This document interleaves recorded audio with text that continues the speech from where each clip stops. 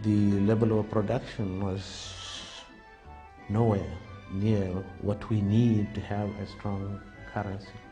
And that's the main reason. And when I came in, up to the time I left, we were able to manage it. And I left it after 18 years to 1 to 18. One of the first casualties of SAP was the Naira, which crashed and continued to crash until it almost became unattractive to transact business with the Nigerian currency. The economy, rather than gain some strength as expected under SAP, dipped to a lower ebb.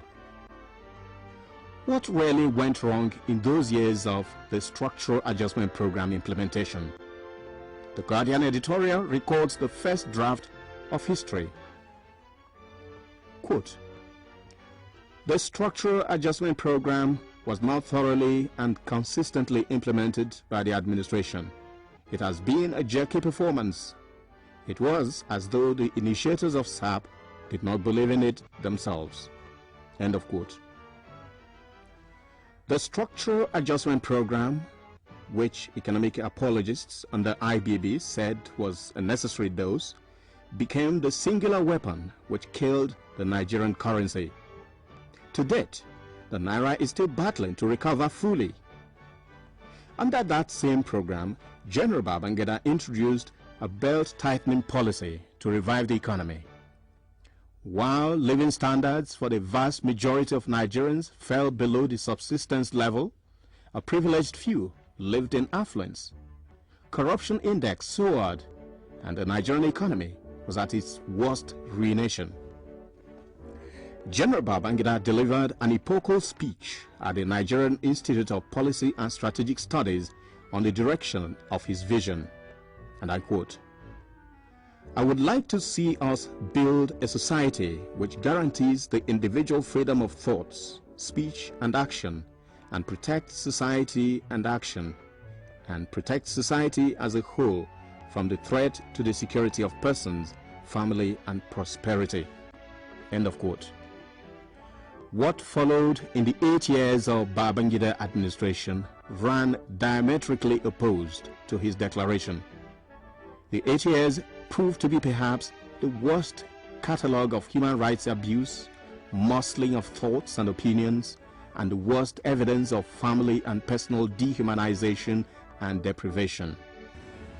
In a matter concerning life and death, you are given 24 hours to appeal?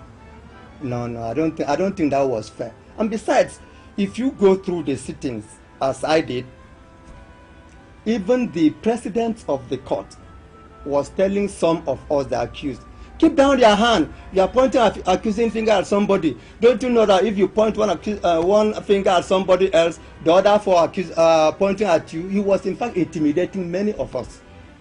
Yes, I'm sorry to say it, but he is late now, but that is what he said. And I wrote it in my book. You know, that was very unfair of us, and that wasn't supposed to have been done. Unresolved murders, state-sponsored conflicts, closure of media houses, detentions, extrajudicial killings, terror and intimidation are fine characteristics of military dictatorships.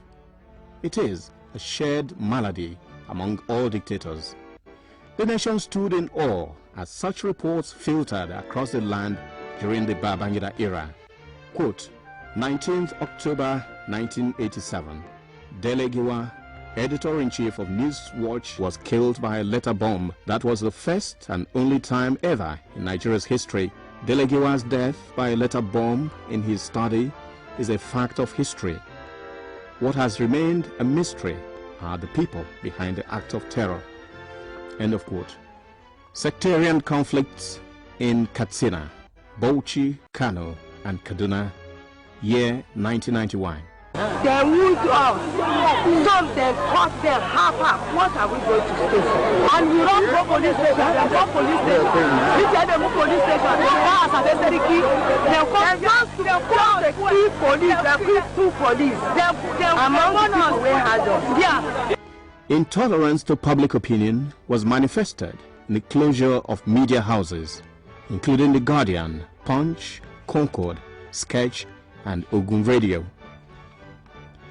However, one of IBB's successes that he would be remembered for is his policy to liberalize broadcasting by Decree No. 38 of 1992, which was eventually implemented in 1994. That act gave birth to Nigeria's private radio and television ownership. It is a fact of history that General Babangida released and pardoned citizens either held in detention or jailed by his military predecessor. It is also true that by the time he stepped aside in 1993, our prisons were more populated than he met them in 1985.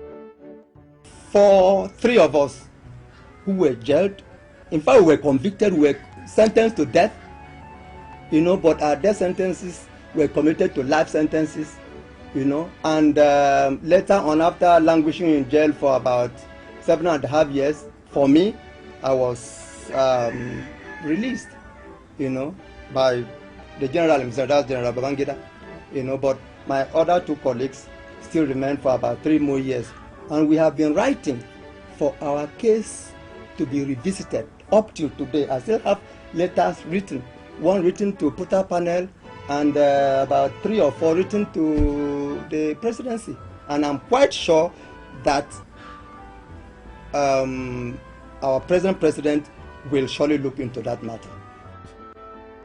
General Babangida's body language perhaps betrays his next step of action at every point.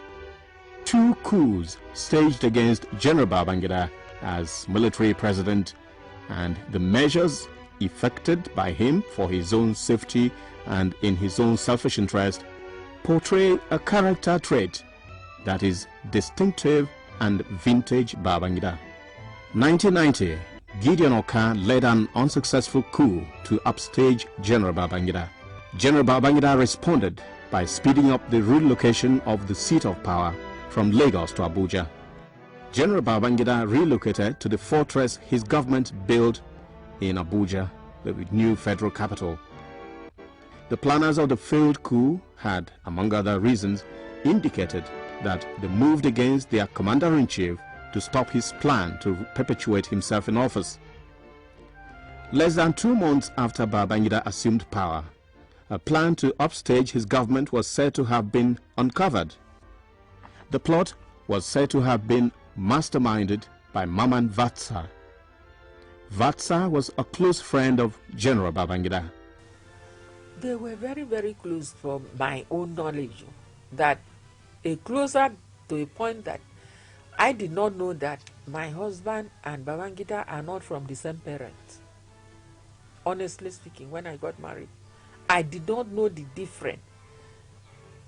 And my husband has never said they are not from, because he called him Danwa, Abokina, Danwa.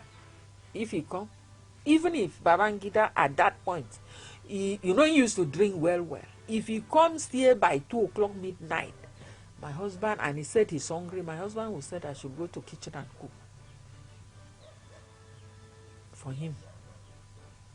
If he get his dress messed up outside and so forth, because they wore the same size, he will come to my house and change and drop the dirty and throw one in my parlor and wear my husband on and go. So I didn't see any difference, and I have never been